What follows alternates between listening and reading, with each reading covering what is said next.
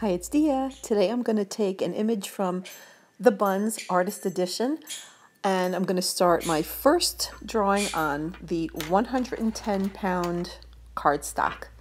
I'm going to use first a Guanghui pencil number 38, and today we're going to draw curtains. Actually, we're going to color curtains. I envisioned these curtains kind of sheer, but not completely sheer. Also, I envisioned them kind of a thin material, so they wouldn't be too stiff and hold up any kind of real cylindrical shape.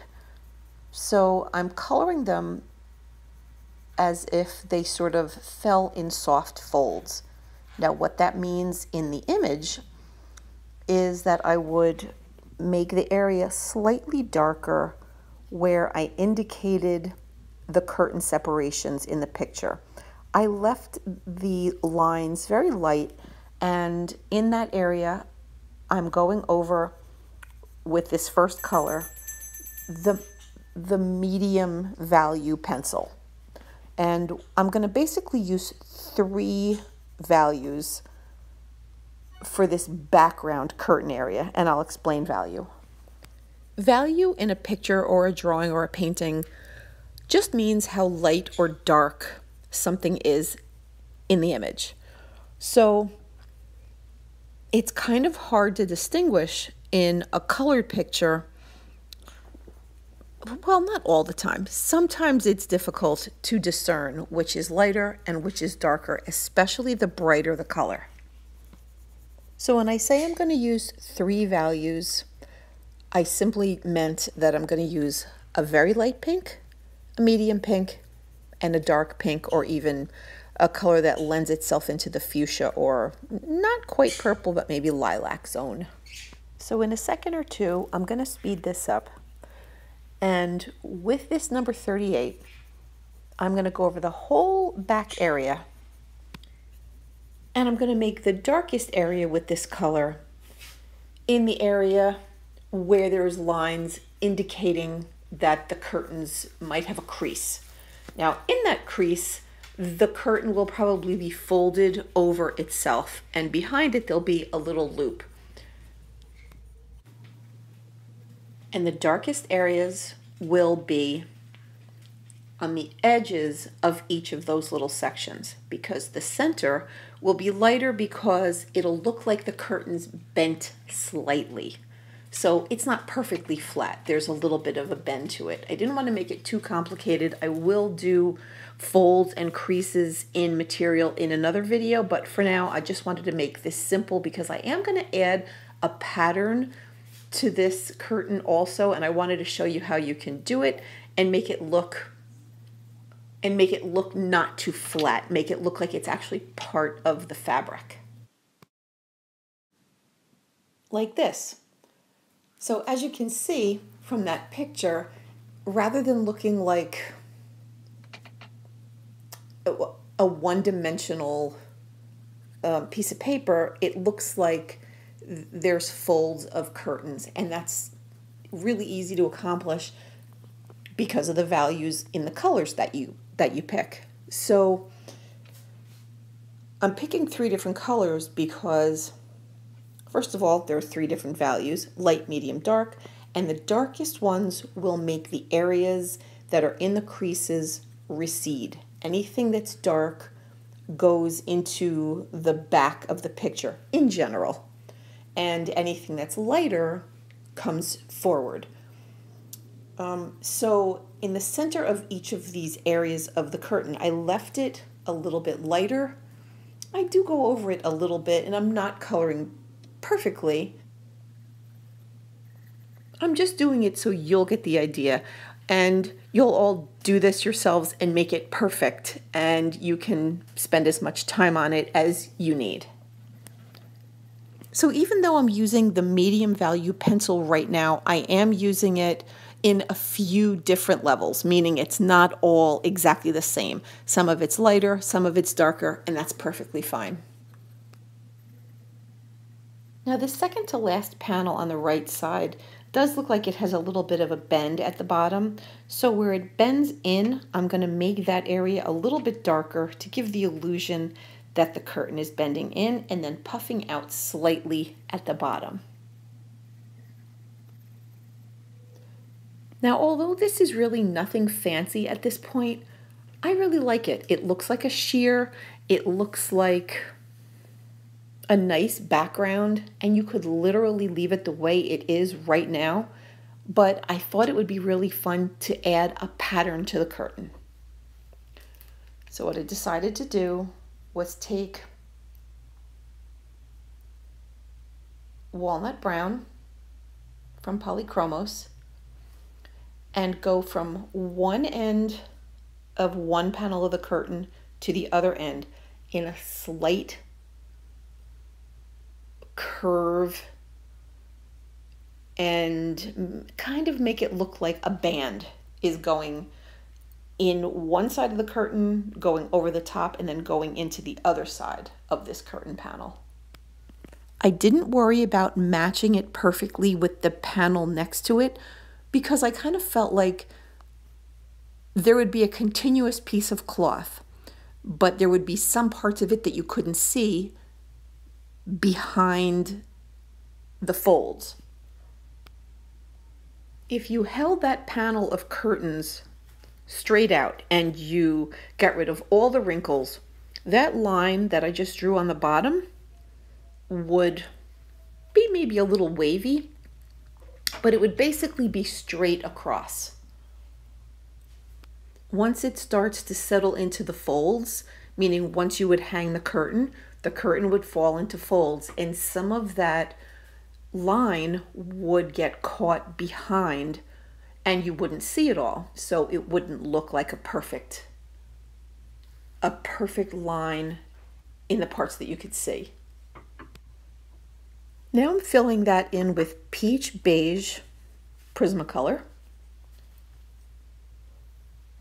And then in the areas that are going toward the edges, I'm making that a little bit darker because just like the other parts of the panel that I already made darker pink, that area would be darker if that image was brown. If that line was brown, it would get darker because it was getting tucked in toward the back.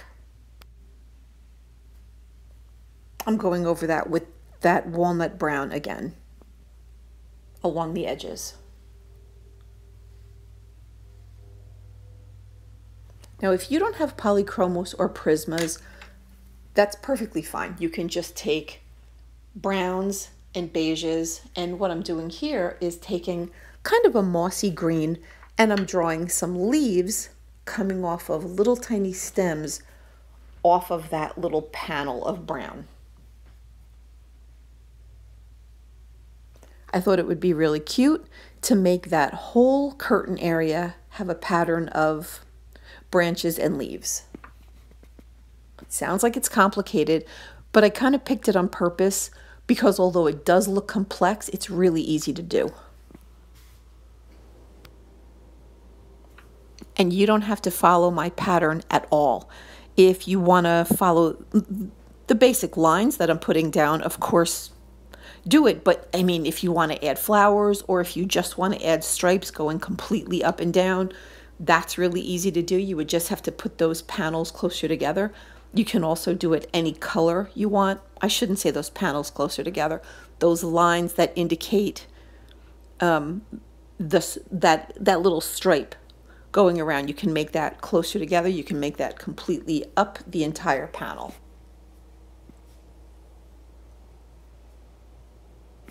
Now here, I'm just taking one leaf going up, one leaf going down. You can make the leaves bigger, you can make the leaves smaller. You can even use fantasy colors. It doesn't have to be an actual green leaf. So I'm just going to finish up this row. I'll do a few more leaves, and then I'm going to go in with a brighter green and color in the bottom row. Now, after I colored it in, I didn't love it just green. So I ended up using a few more colors. you can make the leaves any way you want, or you can copy my first leaf or the leaves that I do a little bit later. I am going to speed it up just for the sake of the video, because I think you'll get the hang of it after this first row, and then all you have to do is repeat the rows going all the way up.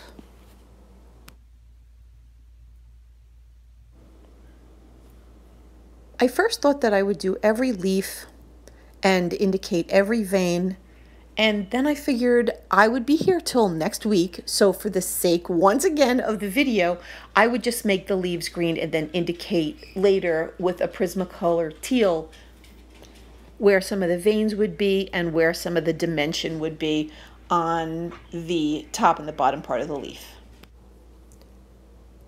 Now this band I made curved in the other direction, and that's fine too. As long as it's slightly curved, it's going to give the impression that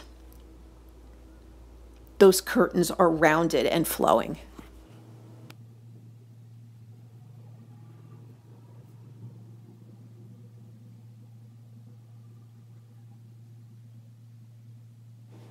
Don't worry if those lines match up, because what you want to do is give an indication of the design.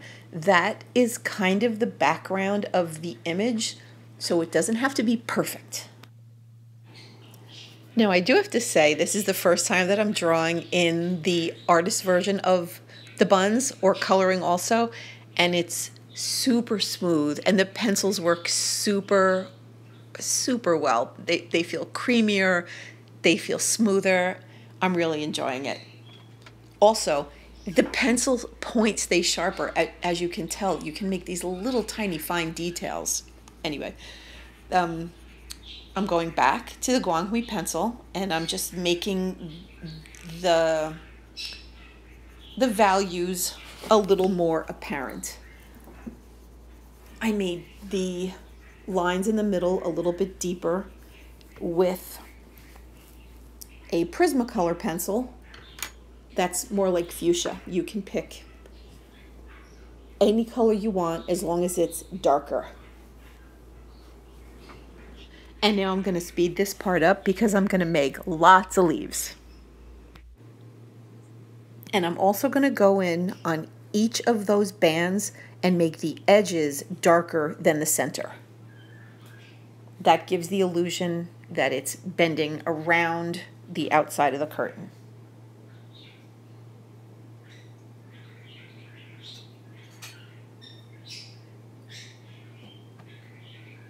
You can put these leaves anywhere, or like I said, you can make them flower petals or flowers, daisies, roses, hearts, whatever you like.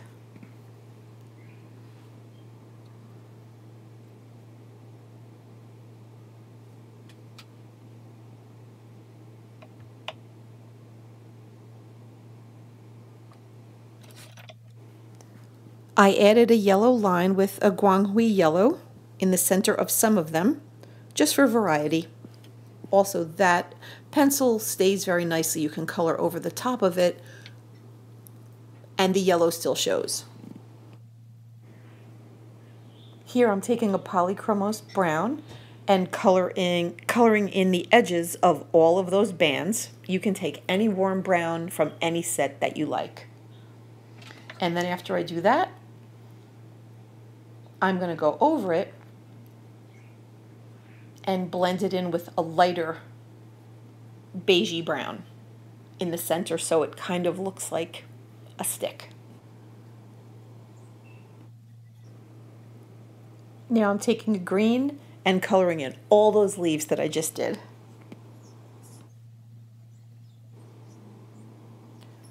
I know this is relatively simple other than the background, but I really wanted to show you how you can add to an image that already exists and add your own kind of flourishes and your own personal details.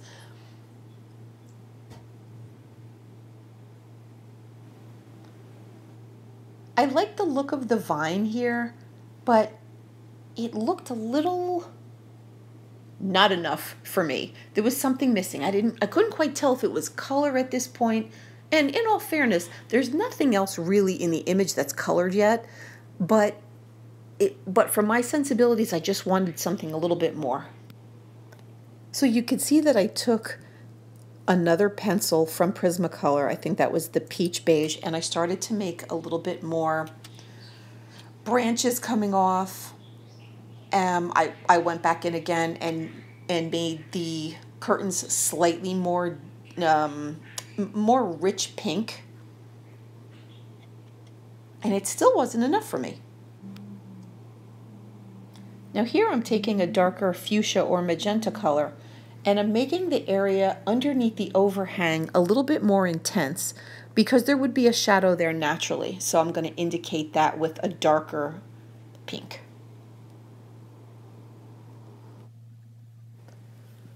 I hope you like this type of video, and if you do, I hope you tell me in the comments below, and if you do have any kind of videos that you would like to see, or you would like to fill me in on something that you think is missing out there in the coloring world, I would love to do it for you. Yeah, so leave me a comment and tell me what you want to see. Oh, also subscribe to me, I hope you do, and hit the little bell so that'll alert you and you won't miss a thing. So here I grabbed a teal Prismacolor. It's darker than all the other greens that I had used previously, and also more blue, so it gives more of a shadow indication. And I made the point very sharp so I could draw some veins. And even after doing this, to me there still wasn't enough color.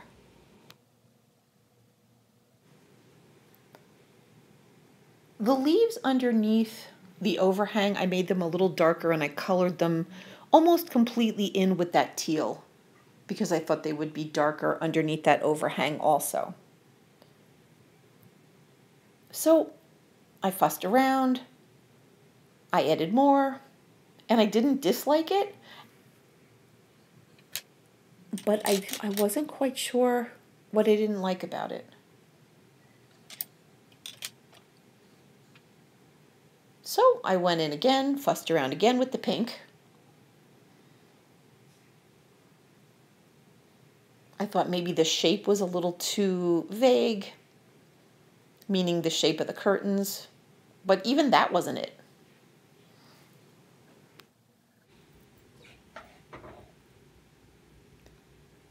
And then all of a sudden it hit me, I'm being a little too serious about the whole thing. So I grabbed a color that wasn't really leaf-y, leaf-like, and it was kind of a cornflower blue from Prismacolor. And I started drawing some leaves peeking out from the folds of the curtains. And to me, I don't know if you like this as much as I do, but to me, it brought the whole thing together. And I suddenly liked it very much. So I added more. I wasn't being particularly careful. And I didn't put any details in these leaves either. It was almost like they were shadows or just indications. And I love them.